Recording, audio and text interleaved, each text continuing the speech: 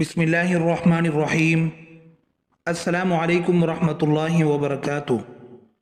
बीवी से मुबाशरत यानी हम बिस्तरी से मुताल्लिक़ कुछ बातें आपके सामने पेश करने जा रहा हूँ। नंबर 1, बीवी के साथ कसरत से हम बिस्तरी करना।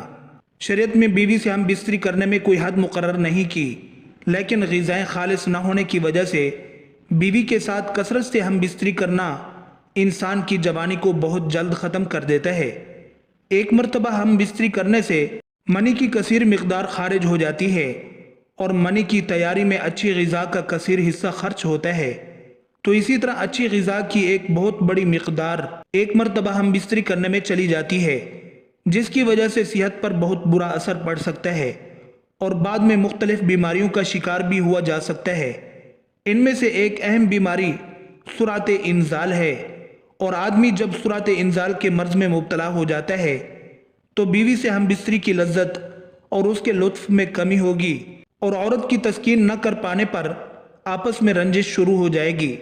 मजीद ये कि कसरत से हम बिस्तरी करने से मैदा कमज़ोर और पतला होता चला जाता है, जिसका असर औलाद पर भी पड़ेगा कि वो कमज़ोर और ज़ईफ़ुल खिलकत पैदा होगी।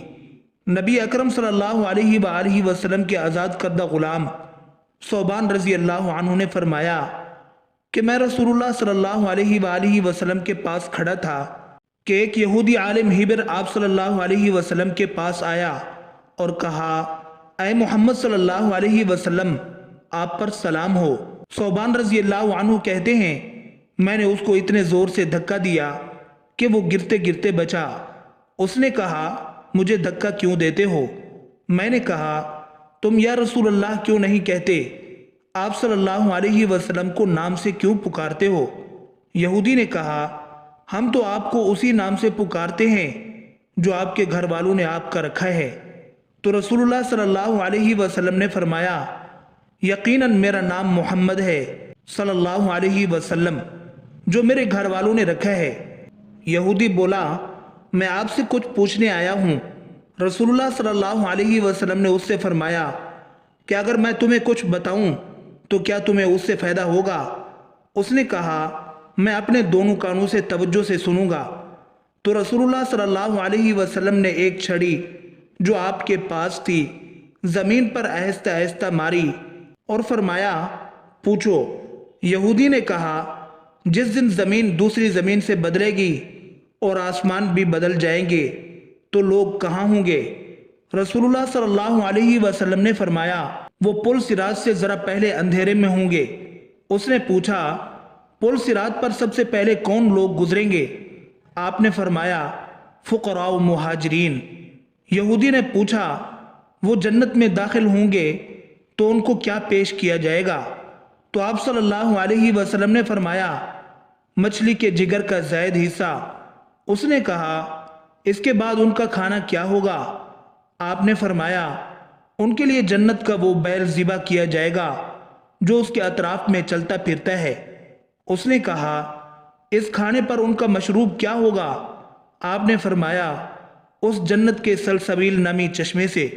उसने कहा, आपने सच फरमाया।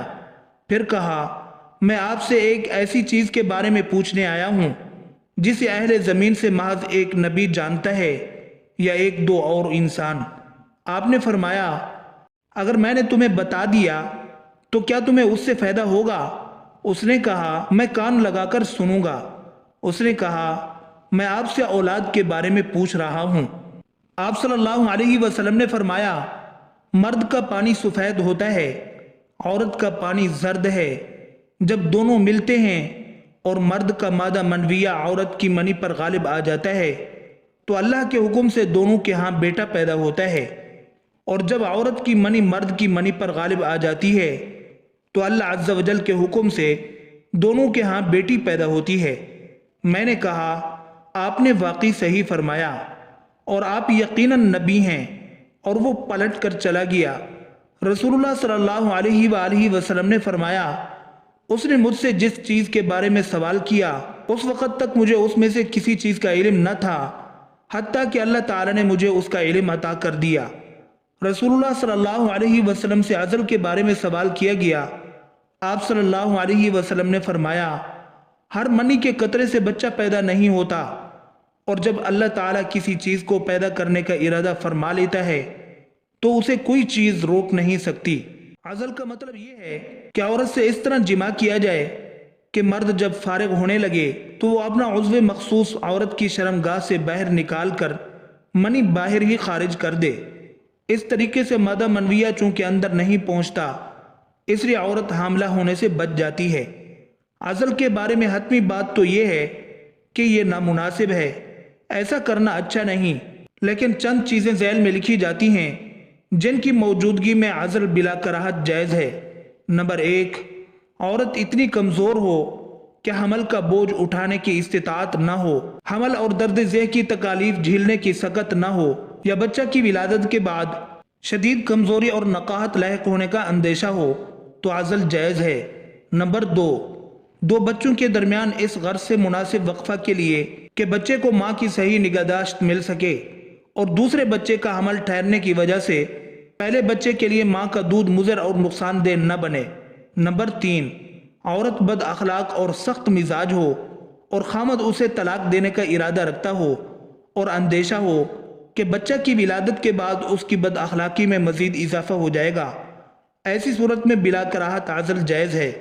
نمبر 4، اسی طرح طویل سفر میں ہو یا دارالحرب میں ہونے کی وجہ سے بچے کے جانی یا ایمانی نقصان کا اندیشہ ہو تو اس صورت میں بھی عزل جائز ہے۔ مذکورہ صورتوں میں عزل کرنے کا ایسا طریقہ اور تدبیر اختیار کرنا درست ہے کہ جس سے وقتی طور پر حمل روکا جا سکے، اس طور پر کہ جب چاہیں دوبارہ تولد و تناسل کا سلسلہ جاری رکھا جا سکتا ہو۔ باقی آپریشن کر کے بچہ دانی نکلوانا یا نسل بندی کروانا یا کوئی ایسا طریقہ اپنانا جس سے تولد و تناسل یعنی بچہ پیدا کرنے کی صلاحیت بالکل ختم ہو جائے، شرعاً اس کی اجازت نہیں ہے۔ اللہ تعالی ہم سب کو اسلام کے مطابق زندگی گزارنے کی توفیق عطا فرمائے، آمین ثم آمین۔